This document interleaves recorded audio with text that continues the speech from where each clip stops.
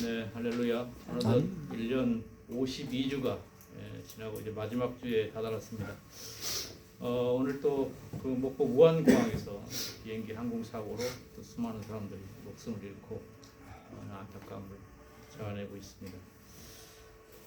계속해서 우리 사회에 이런 많은 재난의 현장 속에서 많은 사람들이 또 안타까움을 당하고 있는 것이 현실이고, 우리 사회에도 탄핵이라는 걷잡을 수 없는 그 고통 앞에 국가가 신음하고 있는 것 같습니다.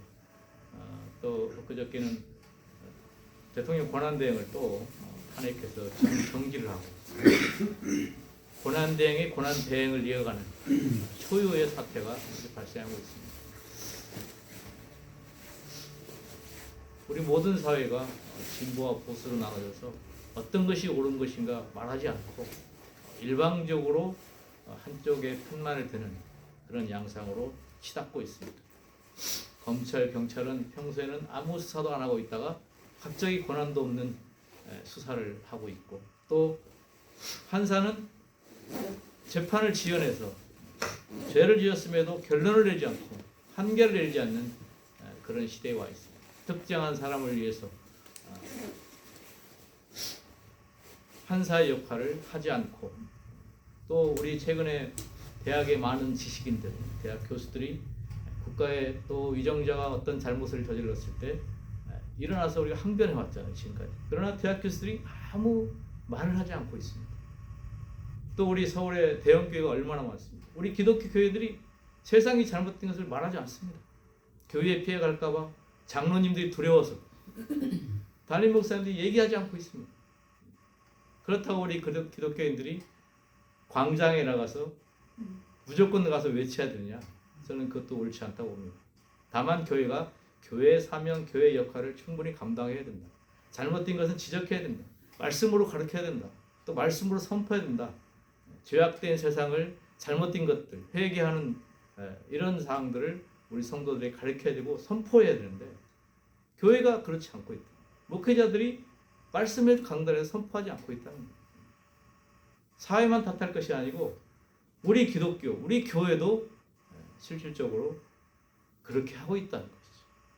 한두 사람이 두려워서 비난하고 또 비판하는 게 싫어서 목회자들마저 침묵하고 있는 것이 우리 현실입니다. 저는 마지막 주에 마지막 제가 설교를 담당하게 돼서 과연 어떤 설교를 할까 고민하고 있다가 이 나라의 어지러움 속에서 과연 성경에 우리의 조상들, 또 우리가 존경했던 많은 선지자들이 어떤 행동을 했을까 고민하다가 다니엘의 기도를 선택을 했습니다. 디모데전서 2장 1절에서 2절에 보면, 그러므로 내가 첫째로 권하노니 모든 사람을 위하여 간구와 기도와 도구와 감사를 하되 임금들과 높은 지위에 있는 모든 사람을 위하여 하라. 이는 우리가 모든 경건과 단정함으로 고요하고 평안한 생활을 하여 함이라라고 말씀하고 있습니다. 이 세는 사람들이 거미줄처럼 네트워크되어 살아가기 때문에 어떤 한 사람의 집단 행동은 다른 사람에게 매우 큰 영향을 미치게 됩니다. 위정자의 잘못된 결정이 내려지게 되면 많은 국민들에게 큰 영향을 미치게 되는 것입니다. 대통령의 한 사람의 잘못된 판단으로 계엄을 선포해 놓고 나라가 현재 너무나도 어려운 상황에 있습니다. 잘 되었는지 잘못되었는지는 헌법재판소에 판단하겠죠. 잘못된 사람은 벌을 받아야 되고, 또 판사는 정확한 판단을 내려야 되고, 우리 장로 목사님 아까 기도하셨을 때 정확한 판단을 내려야 되겠죠. 지금 내란이니 탄핵이니 뭐 하고 있지만, 국헌문란이 하고 있지만 결론은 판사들이 결정하는 거겠죠. 판사의 결정에 우리는 존중하고 따라하는 것이 법치주의의 원칙이고 자유민주주의를 지키는 근간이라고 저는 생각을 합니다.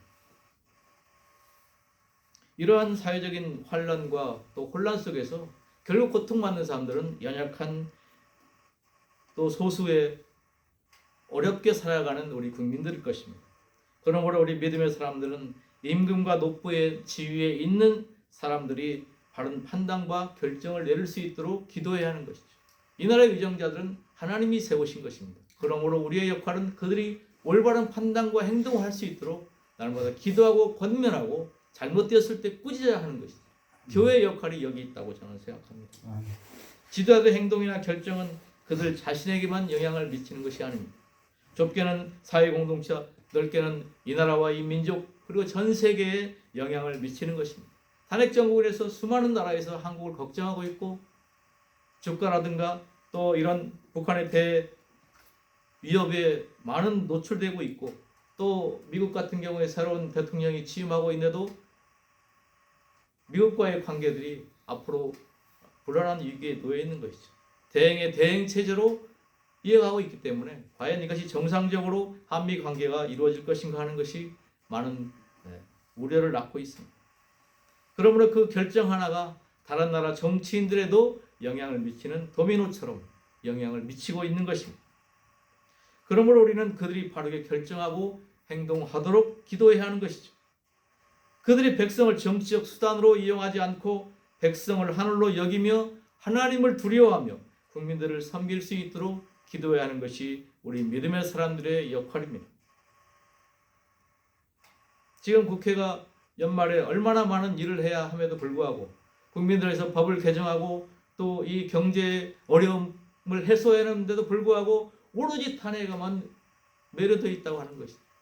행정부를 탄핵하고 삼권 분립의 시대에 막강한 권력을 가지고 행정부와 사법부를 무력화하고 있는 것입니다. 너무나도 안타까운 현실일 수밖에 없습니다. 이제 본문으로 들어가 보겠습니다. 오늘 우리가 읽은 본문에 등장하는 다니엘은 우리가 잘 아는 것처럼 기도하는 사람이었습니다. 다니엘이 누구입니까? 다니엘은 BC 605년 이스라엘이 멸망하자 10대의 나이에 바벨론으로 잡혀가게 됩니다. 그는 예루살렘의 상륙친 가문 출신으로 추정되고 있습니다. 다니엘은 느부갓네살 왕의 궁궐에서 훈련생을 시작하여 이방 왕들의 조언자가 되었습니다. 다니엘의 이름은 하나님은 나의 심판자이다라는 뜻입니다. 다니엘은 하나님을 향한 충성심과 헌신은 성경에 잘 나타나 있습니다. 다니엘이 살았던 시대는 주전 6세기 고대 바사 제국으로 느부갓네살 왕의 통치 아래에서 이스라엘은 패망한 아주 작은 나라였으며 다니엘과 그 친구들은 힘없는 이방 민족의 유대인 출신이었습니다. 다니엘 1장 4절에서 5절을 제가 읽겠습니다. 곧 흠이 없고 용모가 아름다우며 모든 지혜를 통찰하며 지식에 통달하며 학문에 익숙하여 왕궁에 살만한 소녀를 데려오게 하였고 그들에게 갈대 사람의 학문과 언어를 가르치게 하였고 또 왕이 지정하여 그들에게 왕의 음식과 그가 마시는 포도주에서 날마다 쓸 것을 주어 3년을 기르게 하였으니 그 후에 그들은 왕 앞에 서게 될 것이라 라고 기록되어 있습니다. 바사제국의 왕실은 유대인 아이들 중 똑똑한 영재들을 차출해서 장차 황제의 측근 정치 지도자로 양육하기 위해 다니엘과 그의 친구들을 황궁에 데려와 교육을 합니다. 황제는 최고의 영양식을 먹이고 또 최고의 교육을 시키게 됩니다. 다니엘은 장차 제국의 장관이 되고 총리가 될 수 있는 장래가 촉망된 사람이었습니다. 그런데 이들은 자신들이 여호와 하나님을 섬기는 히브리 민족임을 결코 잊지 않았고 자신들의 정체성을 간직하고 있었습니다. 사랑하는 여러분, 우리들의 정체성은 무엇입니까? 우리는 하나님의 자녀이고 하나님 나라의 백성입니다. 그러므로 세상 사람들과 다른 것입니다. 세상 사람들이 살아가는 방식과 사고와 가치관이 달라야 하는 것입니다. 우리가 누구입니까? 우리는 그리스도인입니다. 그리스도인은 하나님의 자녀이므로 하나님을 바라보아야 합니다. 세상을 바라봐서는 안 되는 것이죠. 다니엘과 그 친구들은 자신의 입장을 분명히 한 것입니다. 우상에 바친 음식을 절대로 먹지 아니리라 결심하고 또 느부갓네살 황제의 화려한 식탁의 유혹에 결코 넘어가지 않았습니다. 이들의 결심이 얼마나 기특합니까? 하나님께서 이들을 보시기에 얼마나 기특하시겠습니까? 절대 권력을 가진 세계 제국의 왕국에서 그 권력의 중심에서 우리는 하나님을 믿는 유대인이다라며 믿음으로 살아간 것입니다. 다니엘과 그 친구들은 위대한 하나님의 사람들이었습니다. 이렇게 새로운 역사는 시작되었습니다. 새로운 역사는 처음부터 거창하게 시작되지 않습니다. 절대 권력 앞에서 대세 앞에서 자기의 정체성을 분명히 하는 데서부터 시작되는 것입니다. 이렇게 역사의 반전은 이루어지는 것입니다. 이 땅에 수많은 사람들이 조직에 속해 있고 직장 생활을 합니다. 그런데 이런 말을 여러분 들어보셨을 것입니다. 익명의 그리스도인이라는 용어가 있습니다. 나는 예수 믿는 사람인데 직장이나 사업장이나 사회에 나가서 예수 믿는다는 사실을 밝히기를 거부하는 사람들을 일컬어 익명의 그리스도인이라고 합니다. 교회는 나가는데 예수는 믿는데 세상에 많은 사람들에게 밝히기를 거부하는 사람들입니다.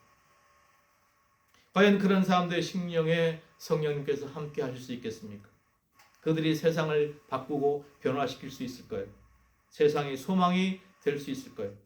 세상을 치유하고 변화시키는 것이 우리 그리스도인의 역할입니다. 그런데 이게 불가능한 것이죠. 만약에 우리가 그런 삶을 살아가고 있다면 지금 이 순간에 우리는 결단해야 하는 것이, 나는 그리스도인입니다. 하나님의 자녀입니다. 나는 천국 백성이라는 사실을 여러분 고백하고 주님 앞에 나아가야 하는 것입니다. 사도 베드로가 16장 마태복음 16장 16절에서 이렇게 고백합니다. 주는 그리스도시요 살아계신 하나님의 아들이십니다. 실로 예수님을 향한 위대한 고백이었습니다. 저와 여러분의 삶 가운데 이 고백이 날마다 있어야 될 줄 믿습니다. 아멘. 우리의 구원자는 오직 한 분 예수 그리스도이십니다.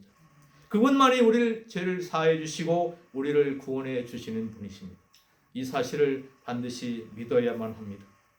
나를 위해서 십자가에 고난받으시고 피 흘리시고 죽으셨다가 3일 만에 부활하신 예수 그리스도를 믿어야 하는 것이죠. 이 부활신앙을 믿을 때 우리는 세상 가운데 당당하게 승리할 수 있고 세상의 잘못된 부분들을 비판할 수 있는 것입니다. 세상을 변화시킬 수 있는 것입니다. 오늘 세 가지를 요약해서 말씀을 드리고 싶습니다. 첫째는 영적 리더십의 사람이 되어야 하는 것입니다. 다니엘 9장 1, 2절을 제가 다시 한번 읽겠습니다. 메대 족속 아수르의 아들 다리오가 갈대아 나라 왕으로 세움을 받던 첫해 곧 그 통치 원년에 나 다니엘의 책을 통해 여호와께서 말씀으로 선지자 에레미야에게 알려주신 그 연수를 깨달았나니 곧 예루살렘의 황폐함이 70년 만에 그치리라 하신 것이니라. 다니엘은 성경 말씀을 보면서 역사와 운명을 깨달았습니다. 그는 하나님의 도성 예루살렘의 황폐함을 보면서 역사와 시대의 아픔을 가슴으로 깊이 간직하고 날마다 말씀과 기도로 하나님께 나아갔습니다. 그런데 어느 날 하나님의 계시의 말씀이 눈앞에 뚜렷하게 펼쳐지고 있는 것입니다. 역사와 시대를 놓고 말씀 가운데 나아가는 사람에게 영적 통찰력과 리더십이 주어지는 것입니다. 하나님의 말씀을 철학적, 지식적으로 체계하는 것으로 미래가 보이지 않는 것입니다. 하나님의 사랑을 느끼고 싶어 몸부림치는 영적 감각주의로는 역사와 시대의 운명이 보이지 않습니다. 묵상과 자기 성찰을 통해 자기 수양에 집착하는 영적 이기주의자에게는 시대를 이끌어갈 수 있는 영적 리더십이 나오지 않습니다. 영적 리더십은 어떻게 나올까요? 이 시대와 하나님을 바라보아야 하는 것입니다. 세계 열방과 이 민족과 이 땅의 교회와 연약함과 황폐함을 보고 가슴으로 마음으로 아파해야 하는 것입니다. 죄를 뒤집어쓰고 무릎 꿇고 통곡하며 하나님께 나아가 기도하는 사람에게 이 영적 통찰력이 부어지는 것입니다. 자기 자신에게 집착하는 사람이 아니라 이 시대와 역사를 바라보면서 하나님께 나아가는 사람들에게 하나님께서는 새로운 시대의 비전을 보여주시고 성령으로 기름 부으셔서 기적과 이적과 표적과 놀라운 역사의 반전을 이루어가게 하시는 것입니다. 이 시대의 아픔을 가지고 기도하던 다니엘은 예루살렘의 황폐함이 70년 만에 마치리라는 말씀을 깨닫고 예루살렘 재건의 비전을 갖게 된 것입니다. 예언은 반드시 성취되는 것입니다. 하나님의 말씀은 분명히 실현된다는 사실을 믿으시기 바랍니다. 말씀은 과학적 원리와 학문 그리고 일반 상식을 초월합니다. 말씀은 역사를 관통하고 시대를 초월하며 집행되게 됩니다. 어떤 세력도 말씀을 막을 수 없는 것입니다. 어떤 세력도 우리 교회를 무너뜨릴 수 없는 것입니다. 하나님의 말씀은 초자연적인 역사로 이루어 가십니다. 사랑하는 여러분, 마태복음 24장 14절 잘 아시죠? 모든 민족에게 전국 복음이 증거되리니 이제야 끝이 오리라 하신 말씀은 주님의 말씀은 분명히 성취될 것입니다. 우리 예수님이 언제 오십니까? 분명히 예수님께서 재림하실 때를 기록하고 있습니다. 모든 민족에게 천국 복음이 증거되리니 그제야 끝이 오리라 라고 분명하게 성경은 기록되어 있습니다.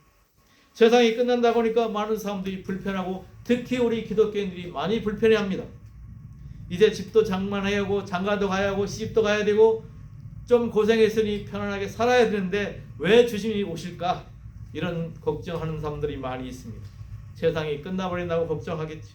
사람들은 천국을 소망하면서도 예수님께서 재림하신다는 사실을 그렇게 좋아하지 않고 달가오지 않는 경향들이 있습니다. 여러분 천국을 소망하십니까? 하나님 나라에서는 죽어서만 간다는 사실을 기억하고 있는 사람들이 너무나도 많습니다. 그러나 우리는 현실 속에서 하나님 나라를 경험해야 하는 것입니다. 세례 요한이 회개하라 천국이 가까이 왔느니라 라고 이렇게 전파하고 있지 않습니까? 마태복음 24절 14절 모든 민족에게 전국 복음이 증거되니 그제야 끝이 오리라. 주님께서 공개적으로 하신 보편적 예언이며 절대적인 예언인 것입니다. 사도행전 1장 9절에서 11절, 요한계시록 22장 20절에는 신약시대의 가장 중요한 중심적 예언은 메시아인 예수 그리스도께서 다시 오신다고 하는 예언입니다. 언제 오신다고 말씀하십니까? 전국 복음이 모든 민족에 증거되면 그때 오신다고 분명하게 말씀하고 있는 것입니다. 절고 선교회와 철선교회가 존재하는 것은 복음 전파를 위해서 세계 열방에 나가 있는 선교사를 지원하고 복음을 전하기 위해서 우리가 교회에 설립을 하고 또 여기까지 달려오고 있는 거 아니겠습니까? 그러므로 영적 리더십을 갖고 하나님의 비전을 실천해 나가야 하는 것입니다. 반드시 모든 민족에 복음이 증거되어야 하는 것입니다. 그때 주님께서 우리에게 제심하실 것입니다. 이 사실을 믿으시기 바랍니다. 하나님 나라 확장을 위해 하나님의 비전과 꿈을 위해 달려가는 저와 여러분이 되시기를 바랍니다. 아멘. 두 번째는 기도의 사람이 되어야 하는 것입니다. 다니엘 9장 2절 3절을 제가 읽겠습니다. 곧 그 통치 원년에 나 다니엘이 책을 통해 여호와께서 말씀으로 선지자 예레미야에게 알려주신 그 연수를 깨달았나니 곧 예루살렘의 황폐함이 70년 만에 그치리라 하신 것이니라. 내가 금식하며 베옷을 입고 죄를 덮어쓰고 두 하나님께 기도하며 간구하기를 결심하고 다니엘은 구약 예레미야서를 읽고 예언을 깨달았습니다. 그리고 예언의 성취를 위해 기도했습니다. 우리가 기도할 때 말씀으로 주어진 계시의 말씀, 예언의 말씀을 붙잡고 기도하는 것이 가장 온전한 기도일 것입니다. 기도는 단순히 자기의 욕구를 채우기 위해 기도하는 것이 아닙니다. 마태복음 6장 31절에서 33절을 보면 먼저 그 나라와 그의 의를 구하라. 그리하면 이 모든 것을 더하시리라고 말씀하고 있습니다. 주님께서는 무엇을 먹을까 무엇을 입을까 하는 이런 기도는 이방인들이 하는 기도라고 말씀하십니다. 하나님의 자녀들에게 하나님은 이런 것은 당연히 공급하실 것입니다. 오늘 주님께서는 우리에게 이렇게 말씀하십니다. 두려워 말라 먼저 그 나라와 그의 의를 구하라. 이것이 예수님이 가르치신 것을 여러분은 반드시 믿어야 되는 것입니다. 성경 말씀을 읽고 기록된 말씀에 나타난 예언을 깨닫고 예언의 성취를 위해서 우리는 기도로 달려가야 합니다. 따라서 우리는 하나님의 예언의 말씀이 성취되도록 기도해야 합니다. 모든 하나님의 말씀은 예언적이고 언약적이며 약속의 말씀이기 때문입니다. 본문 3절은 내가 금식하며 베옷을 입고 죄를 덮어쓰고 주 하나님께 기도하며 간구하기를 결심하고 다니엘은 결심하고 기도를 시작합니다. 무너진 하나님의 나라, 하나님의 도성 예루살렘을 위해 그는 결심하고 기도를 시작하는 것입니다. 그렇습니다. 기도는 저절로 되는 게 아닙니다. 기도는 결심하고 또 결심하고 실행해야 하는 것입니다. 기도가 무엇입니까? 출애굽기 14장 14절에 여호와께서 너희를 위하여 싸우시니 너희는 가만히 있을지니라. 기도의 정의는 저는 이렇게 말씀드리고 싶습니다. 기도는 하나님과의 만남입니다. 호흡입니다. 기도하지 않는 교회, 기도하지 않는 가정, 기도하지 않는 민족은 결코 역동적이지 않고 성령의 능력이 부어지지 않습니다. 우리가 기도할 때에 하나님께서 일하시고 준비하시고 싸우십니다. 기도하는데 교회에 분열이 있고 다툼이 있고 시기와 질투와 미움이 있을 수 없는 것입니다. 이 나라가 이렇게 어지러운데 우리가 거리에 뛰쳐나가 외쳐야만 되겠습니까? 물론 외쳐야 하겠지요. 그러나 여러분, 나라와 민족을 위해, 이 땅의 회복을 위해, 이 땅의 교회를 위해, 다시 오실 예수 그리스도를 위해 온 민족의 복음이 전파되기 위해 우리는 끊임없이 기도해야 하는 것입니다. 자녀들을 위해 기도해야 하는 것입니다. 저도 대학교 3학년 딸을 두고 있는데 부모의 마음대로 안 되더라고요. 아무리 타일러고 대화해도 안 되더라고요. 온전히 주님께 맡겨야만 되는 것이 주님께서 해결할 수 있는 것이라고 저는 깨닫고 있습니다. 늘 기도와 묵묵히 기도하면서 주님께 맡길 때 주님께서 그 문제를 해결해 주실 것입니다. 하나님께 맡겨야 되는 것입니다. 특별히 우리 선교인에 투병하시는 우리 형제 자매들이 많이 있습니다. 이들을 위해서, 이들의 치료를 위해서 기도해야 하는 것입니다. 우리 함께 이 나라의 민족과 교회와 우리 자녀들과 또 투병하는 많은 이들을 위해서 기도하는 기도의 용사가 되시기를 바랍니다. 세 번째는 회개하는 사람이 되어야 합니다. 다니엘은 먼저 회개하며 하나님께 나아갔습니다. 다니엘에게는 전체적으로 회개의 기도였습니다. 자기 지대 아닌 시대의 아픔, 민족의 죄를 가지고 자기가 죄인인 양 하나님 앞에 나가 회개했습니다. 종교로 인한 분쟁과 또 전쟁과 고통하는 아프가니스탄 난민으로 살아가는 시리아와 이라크 쿠르드 민족 가운데 그들의 고통을 함께하며 나의 고통인 것처럼 우리나라의 아픔인 것처럼 함께 기도하고 그들을 끌어안고 기도하며 자신이 성찰해 보는 것이 우리가 취해야 할 회개하는 사람의 태도일 것입니다. 회개하는 심령으로 주께 나아가면 역사는 반전히 회복될 것이고 이 나라의 민족은 반드시 회복될 것이라고 저는 확신합니다. 다니엘 9장 18절은 이렇게 기록합니다. 나의 하나님이여 귀를 기울여 들으시며 눈을 떠서 우리의 황폐한 상황과 주의 이름으로 일컫는 성을 보옵소서. 우리가 주 앞에 간구하는 것은 우리의 공의를 의지하여 하는 것이 아니요 주의 큰 긍휼을 의지하여 함이니 라고 말씀하고 있습니다. 다니엘은 해파된 하나님의 도성 이스라엘을 생각했습니다. 늘 가슴 아파했습니다. 그래서 현재 진앙 상황과 현상에 대해 많은 정보에 관심을 가졌고 이에 대한 깊은 이해가 있었습니다. 그래서 다니엘은 해파된 성을 바라보며 마음 아파하시는 하나님의 마음을 느낄 수 있었습니다. 사랑하는 여러분, 하나님의 마음을 생각해 보신 적이 있습니까? 저는 과거에 제가 섬기는 곳에서 직장에서 직원들을 감찰하는 일을 한 적이 있었습니다. 정해진 규정을 위반하는지 또 규정대로 잘 하고 있는지 몰래 멀리서 또 감찰하면서 그들을 지적하고 처벌한 경험이 있습니다. 때로는 남은 감찰을 하기도 하고 어떤 때는 참으로 안타까운 마음으로 지켜볼 때가 있었습니다. 저렇게 하면 안 되는데 규정을 지켜야 되는데 잘해야 되는데 걱정하면서 그들을 바라볼 때가 있었습니다. 저는 이런 경험을 통해 우리를 감찰하시는 하나님의 마음을 이해할 수 있는 계기가 되었습니다. 하나님의 심정을 이해할 수 있었습니다. 여러분 자녀들 바라볼 때 그 심정과 똑같지 않겠습니까? 자녀들이 잘못 기도에 걸어갈 때 우리는 얼마나 안타까워하십니까? 눈물을 흘리며 자녀를 위해 기도할 때가 한두 번이 아닐 것입니다. 우리 가운데 그런 하나님의 마음이 부어지게 되면 말할 수 없는 탄식으로 기도하시는 성령님의 인도를 따라 우리는 기도하게 되는 것입니다. 하나님의 마음으로 하나님의 심정으로 기도하게 되는 것이죠. 그렇다면 하나님의 소원이 무엇일까요?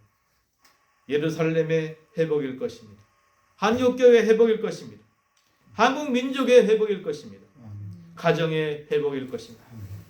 그런데 다니엘이 바로 이 하나님의 소원을 놓고 기도하고 있다는 사실입니다.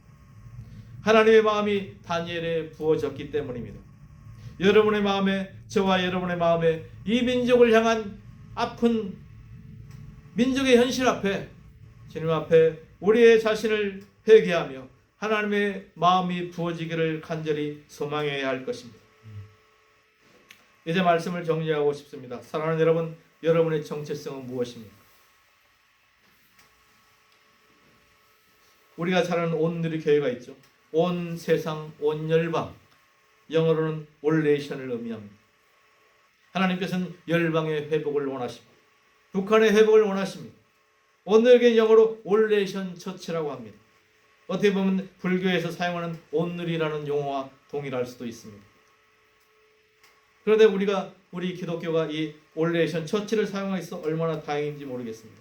온 열방의 수많은 민족들, 가까이는 이 땅에 살아가는 다문화 가족들, 또 이들을 사랑하고 그들의 영적 회복을 위해서 기도해야 하는 것입니다. 금년 한 해가 다가오고 있습니다.